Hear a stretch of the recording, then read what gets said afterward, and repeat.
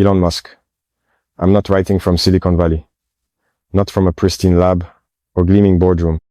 I'm writing from Burkina Faso, where the heat of the sun matches our resolve, and where real lives are shaped in the dust, under open skies, far from your rockets and stock tickers. I write from the red earth of a nation that, like much of Africa, is still healing from centuries of extraction, of lives uprooted, of wealth shipped away. But still we rise, still we fight, still we build. We build schools, clinics, businesses, dreams, even when the odds are stacked against us. We do it not because we expect your praise or your profit, but because our dignity demands it. You stand today as one of the most powerful individuals on earth. You wield tech like a sword. Rockets, self-driving cars, satellites, AI, social platforms. You promise a future, an electric, automated, Mars-bound existence. You hold in your hands tools that, until recently, were confined to the realm of imagination. And for that, Africa, or at least many of you sons, look to you with hope, maybe even awe. But awe can become disappointment when technology moves faster than conscience. Here's what Africa sees, Elon. We see children in the Congo digging cobalt with bare hands so your batteries can be clean. We see farmers in Mali struggling for clean water, while billions are spent on Mars missions. We see satellites that beam connectivity over villages, yet those same signals can empower authoritarian regimes to surveil and silence dissent.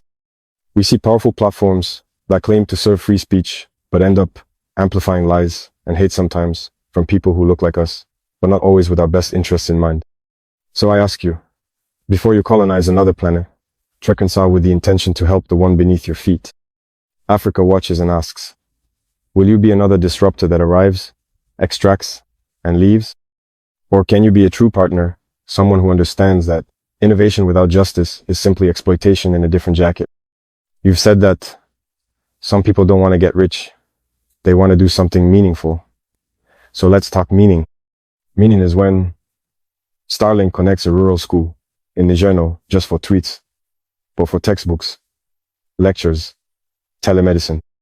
Meaning is when your supply chain ensures that miners in the DR Congo are treated with dignity and earn wages that can send their kids to school.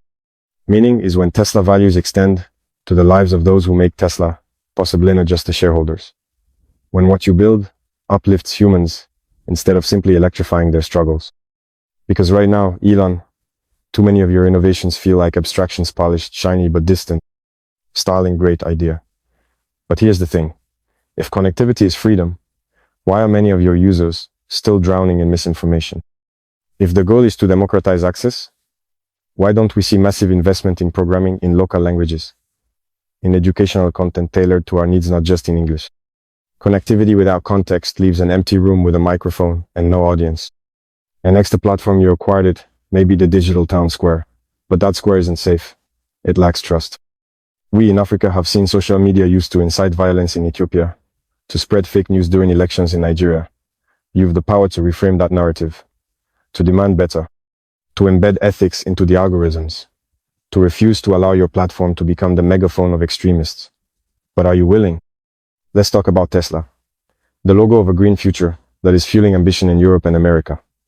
Meanwhile, in parts of Africa, energy access is still a luxury. Not every person can charge a Tesla. Many can't even power a light bulb.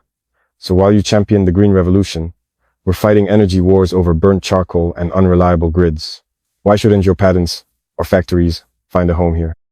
Why shouldn't Tesla invest in energy storage systems for rural communities, not only showrooms in London? Silicon forests are sprouting in the global north, but in Africa, the forests of digital opportunity still rely on brittle infrastructure. You have the resources to change that. Not because it's PR, but because that's what it looks like to build a sustainable future, one that includes all of humanity.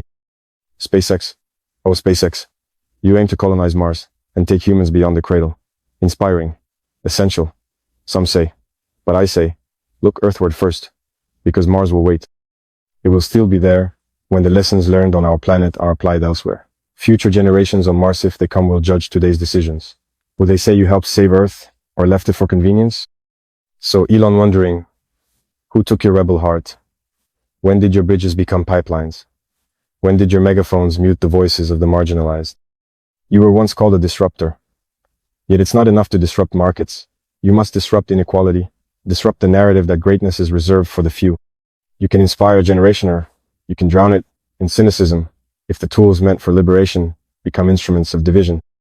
Let's take a step deeper. You once stood before the UN, declared a recast of Earth's carbon narrative, championed sustainable energy. But where are the labs studying climate innovation in Burkina Faso? Where's the funding for local startups tackling desertification in the Sahel or water purification in Ghana? You can't fly over poverty and say you've changed anything. Your wealth is staggering. Your labs are world-class. You know what code, what patents, how to turbocharge a vision. Here's a radical ask. Turn that power toward the people whose minerals you mine, whose data you gather, whose voices you might amplify or ignore. Build local partnerships in Africa that are not token gestures. Sponsor African universities. Train engineers here. Create access, not charity, but equity. You've got to ask yourself, what is legacy? Is it rockets or relationships? Is it followers or friends? Is it planetary, colonization, or global community? When you left Twitter behind, many celebrated the disruption. But now X looms as a crossroads. Will you build algorithms that care more for engagement than equity? Will you enforce transparency or just pick winners? Will you fight for marginalized voices or only for trending topics? Because real power lies in restraint, in choice, in using tech to serve truth, not just traffic. This message isn't revolutionary.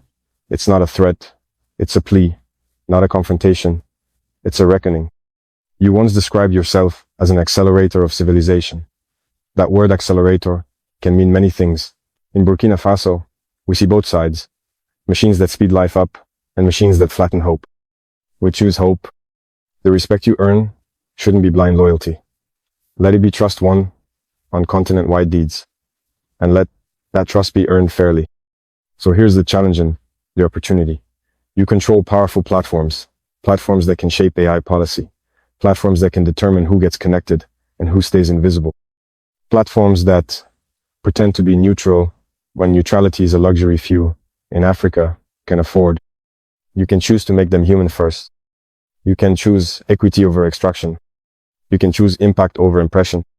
You can choose to prove that a billionaire can still be humble. I understand the allure of long-term bets, the Mars mission, Neuralink, Hyperloop. Dream big, do big. But remember this, the higher you build your castle, the harder it falls if the ground beneath it is hollow. And Africa is not hollow. It's living, it's breathing, it's working. It's singing, it's laughing, it's learning. And it won't stay quiet while you redirect your innovations toward profit with no regard to purpose. Elon Musk, here's the final ask. Start that new revolution that begins right here, in places without lab coats, but filled with ambition. Launch the Starlink in classrooms, not just for connectivity, but for creation. Build battery portability projects that empower off-grid communities. Invest in open source tech in African hubs, so the next generation engineers don't have to leave home to build the future. Reform X to be community first. Push for algorithmic transparency. Partner with journalists, NGOs, grassroots activists who actually know what freedom looks like in their countries, not Silicon Valley lobbyists. Let your legacy be defined by how you treat the ground beneath your world. Let your empire be measured by the uplift you bring to billions, not just by market caps and multi-million-dollar contracts. Because when future historians write about the great disruptors of our age, they won't remember the rockets, they'll remember the repairs. The broken systems you helped fix, the moved minds, the saved lives, the rallied communities. That is how you rewrite history. Africa isn't waiting for your permission. We've been making history with or without you. But we're offering the most powerful man on earth a seat at our table. Not with fanfare, not with flattery, but with frankness and human hope. So listen, if you're still listening, build better, partner true, and remember this, the greatest voyage isn't to Mars, it's toward justice. I choose to believe you can still be more human than machine. Because beneath every satellite, beneath every robot, beneath every tweet, there's someone like me, somebody writing from dust and dreams, hoping that your tomorrow includes empathy along with electricity. Is that too much to ask? Captain Ibrahim Traore, President of the Transition, Burkina Faso.